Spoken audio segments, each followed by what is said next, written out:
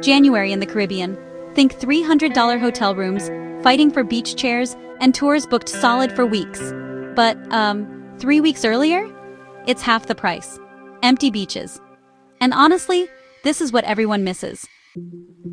Here's what the tourism boards won't tell you. Early December is the window for budget travelers in Central America and the Caribbean. The rain? Basically over. The crowds? Haven't arrived yet. The prices? Still at low season levels. But there's a catch. December 15th to 20th is when everything flips. Hotels switch to holiday pricing. Tours fill up. That $80 beach bungalow becomes a $200 festive season special. So today, we're breaking down exactly what early December delivers in 3 destinations: Costa Rica, Belize, and the Dominican Republic. Real budgets, honest weather assessments, and whether the trade-offs are worth it for your travel style. Let's get into it. First, let's talk timing. Central America's rainy season runs roughly May through November. By December, the heavy afternoon downpours that define October have tapered off. You'll still see occasional showers. We're talking quick bursts, not all-day rain. But the green season intensity is gone. What's left? Lush, impossibly green landscapes, waterfalls running at full power, and prices that haven't caught up to the improving weather yet. The numbers are real. Depending on destination, you're looking at 30 to 50% savings on accommodations, tours, and activities compared to what you'd pay 3 weeks later. And if you're traveling solo, low season hits different. Peak season brings everyone, families, honeymooners, people who planned this trip 18 months ago. Low season? You're surrounded by fellow adventurers and long-term travelers who chose flexibility over perfect weather. The hostel common rooms have actual conversations. Tour groups are small enough that everyone learns each other's names. And here's the thing nobody talks about. Locals actually have time for you. That tour guide who's exhausted in January? In December, they want to show you the spot that's not in the guidebook. This isn't marketing. It's the simple reality that when there's less pressure, genuine connections happen. Costa Rica has a reputation problem. Everyone thinks it's expensive. And honestly, in peak season, mid-December through April, they're not wrong. We're talking $150 minimum for decent hotels, $50 tours, and restaurant prices that rival major US cities. But right now, the math changes completely. Here's what $60 a day actually gets you in early December Costa Rica. And these aren't hostel floor instant noodle numbers. $20 to $25 for a private room in a guest house or budget eco-lodge. $15 to $20 on food, including one nicer meal. $10 to $15 on local buses and shared shuttles. And another $10 to $15 averaged across activities, mixing free hikes with paid tours. The key? Eat where the ticos eat. Those family-run spots called sodas serve massive plates of casado, rice, beans, protein, salad, plantains, for $4 to $6. The tourist restaurant down the street charges $15 for the same meal with worse flavor. The Pacific Coast, Manuel Antonio, Guanacaste, the Nicoya Peninsula, is drying out and gorgeous in December. But here's the insider move, the Caribbean side. Puerto Viejo and Cahuita might still see some rain, but this is budget traveler paradise. Lower prices, fewer tourists, and a laid-back, reggae-infused vibe that peak season crowds never experience. Don't miss Monteverde Cloud Forest. Misty mornings, hanging bridges, and way fewer people blocking your Quetzal photos. Manuel Antonio for monkeys literally everywhere and beaches between hikes. And Cahuita National Park.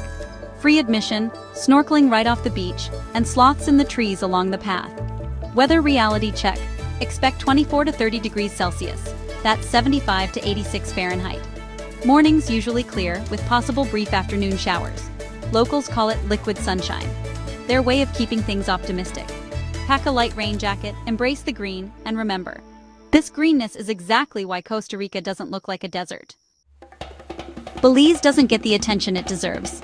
And honestly, the travelers who love it aren't complaining. December here means whale sharks still cruising around Gladden Spit, the blue hole without a crowd of boats, and Mayan ruins that feel like actual discoveries instead of theme parks. Let's be honest, Belize is never cheap by Central American standards. But December prices versus February? Night and day.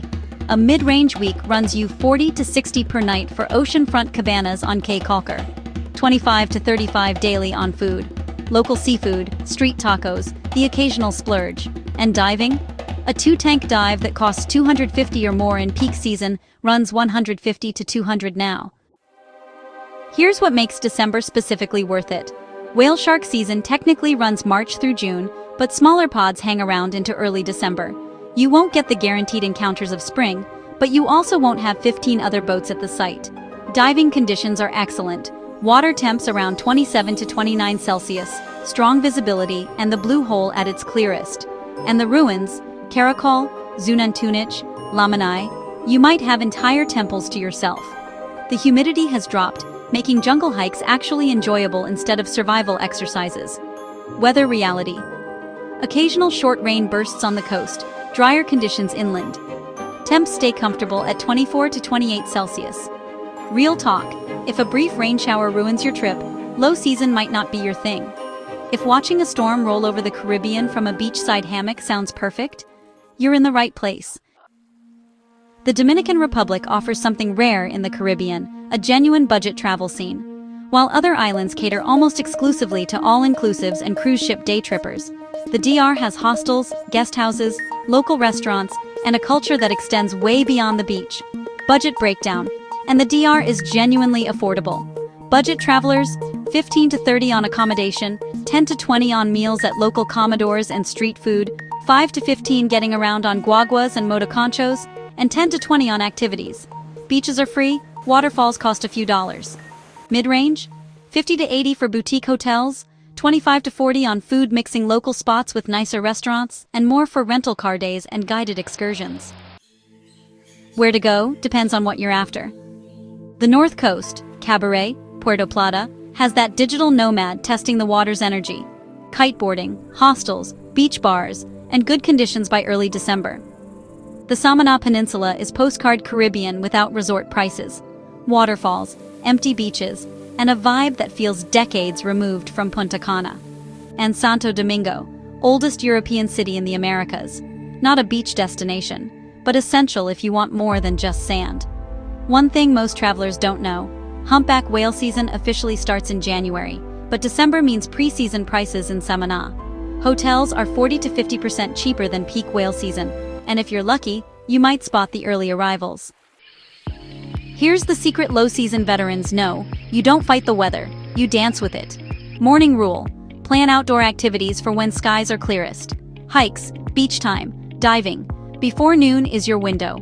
Afternoon pivot. If rain comes, let it.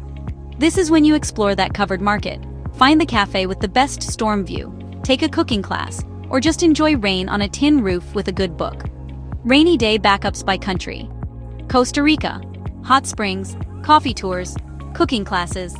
Belize, cave tubing, chocolate workshops, Garifuna drumming lessons.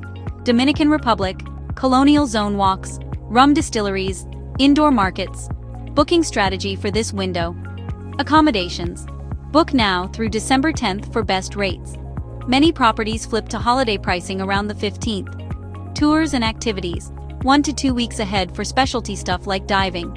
Day of works for popular attractions, but you'll have more negotiating power in advance. Flights, 3 to 6 weeks out usually hits the sweet spot. Tuesday and Wednesday departures typically price lower. And here's the key. Don't lock yourself into non-refundable everything. Low season rewards flexibility. Leave room to extend a beach stay or cut short a rainy town. So, is low season right for you? Here's the honest trade-off. What you get: real savings, 30 to 50% off. Empty beaches and attractions, lush green landscapes, genuine local connections, flexibility and spontaneity. Wildlife that doesn't care about tourist seasons. What you trade: occasional rain showers, some services on reduced schedules, slightly higher humidity, fewer fellow tourists for company, and needing to be adaptable when weather shifts your plans. The math for budget travelers, adventure seekers, and solo explorers is simple. December delivers 90% of the peak season experience at 50 to 70% of the cost. The question isn't whether the savings are worth it. It's whether you're the type of traveler who finds adventure in flexibility, rather than fighting for perfect conditions. If that sounds like you, Costa Rica, Belize, and the Dominican Republic are waiting. And right now, they're practically empty. If you found this useful, hit subscribe. The algorithm does its thing when you like and comment, So if you've tried low-season travel, drop your experience below. What surprised you most? Until next time, stay curious, travel smart, and feel at Gnome anywhere.